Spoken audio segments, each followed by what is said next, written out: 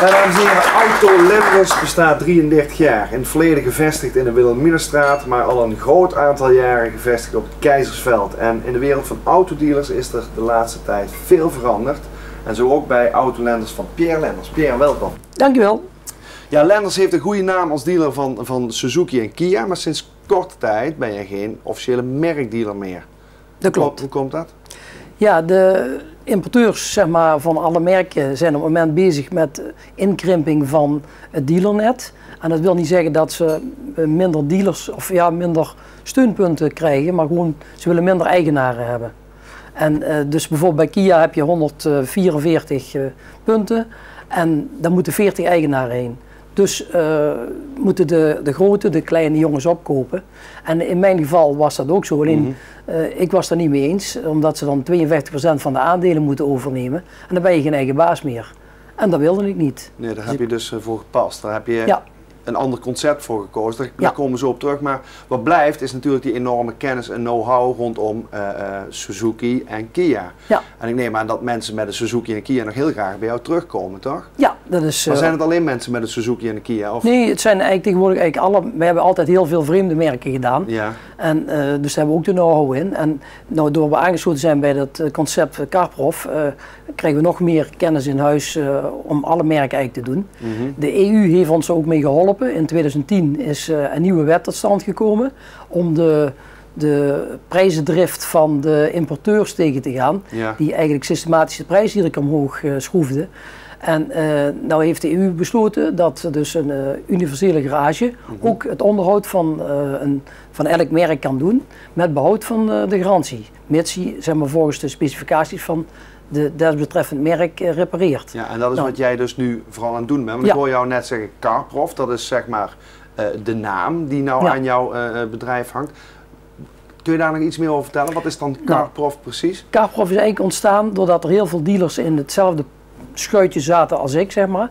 Die dan eigenlijk niet meer in een hokje wilden zitten en eigenlijk niet meer aan de verplichtingen, de verplichtingen die de importeur iedere keer stelt. Je moet zoveel auto's afnemen, je moet zoveel onderdelen afnemen. Of je dat wil of niet, dat moest je gewoon doen. En dan heb je, stapelt zich maar op.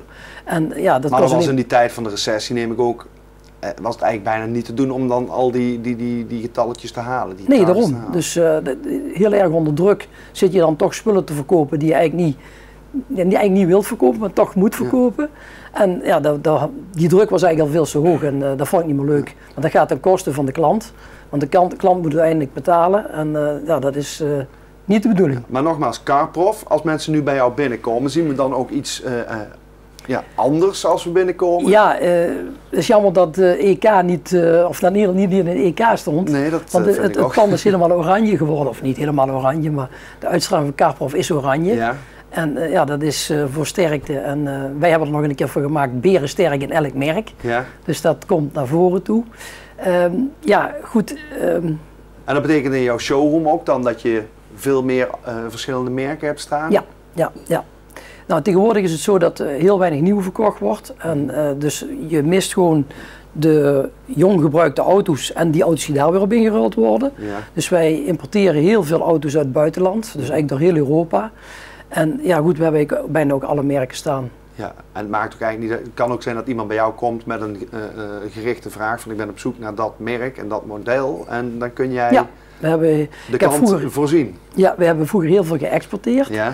En van die kanalen maak ik nou gebruik van om weer te importeren. Dus, naast het CarProf, wat dus anders is dan voorheen, doe je nog meer? Heb je nog meer activiteit ontplooid om zeg maar je hoofd boven water te houden, om een gezond bedrijf te blijven? Ja.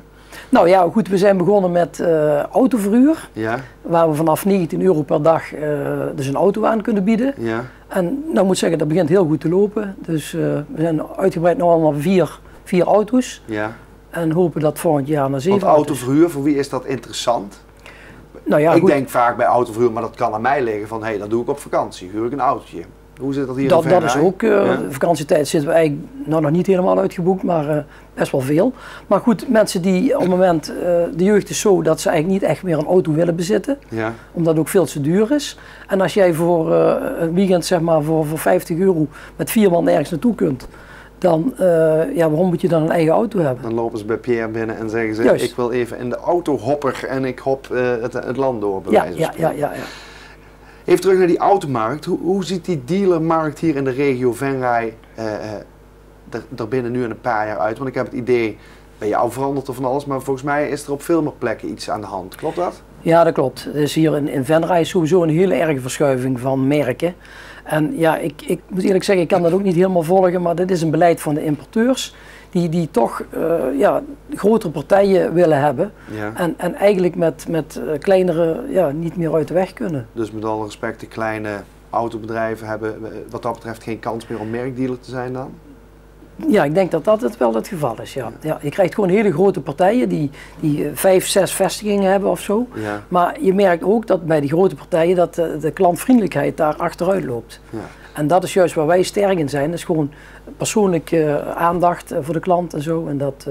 En als je jouw eigen bedrijf dan in dit verhaal positioneert, waar gaat het heen de komende jaren? Behalve de Carprof en de autohoppertak, zijn er nog meer dingen die je gaat ondernemen, waardoor je uniek bent ja. We hebben in het verleden de vrouwenbelevingsdagen gedaan. Ja. En die begon met 40 man en nu zijn het er al 90. Ja. Dus dat we eigenlijk de vrouwen laten sleutelen. Oké, ja, ik wou echt vragen van wat moet ik me daarbij voor, maar de vrouwen komen sleutelen, ja? Nou, niet sleutelen, maar een wiel wisselen, hoe je dat moet doen. Ik leg wat uit aan mijn monteurs van hoe onderdelen waar die voor zijn en waarom dat die vervangen moeten worden. Ja. En dat soort dingen. En ik moet zeggen dat we daar zo'n leuke respons op hebben, dat heel leuk. Dat gaan we zeker doorzetten. En er is veel mannelijk publiek bij dan? Of? Nee. Er zijn echt maar 3 of 4, maar dat zijn alleen maar die dan uitleg geven. Dus, en verder niks. Dus dat soort initiatieven, dat ga jij nog meer ontplooien? Dat gaan we nog meer ontplooien. Dus we willen gewoon een vriendelijke garage zijn. Dat zijn we trouwens altijd al geweest. Ja. Klantvriendelijk en openstaan voor klantenvragen. Dus, met deze klantvriendelijkheid ben ik ervan overtuigd dat de mensen nog steeds bij jou binnen zullen lopen. Dankjewel, Pierre. Dankjewel.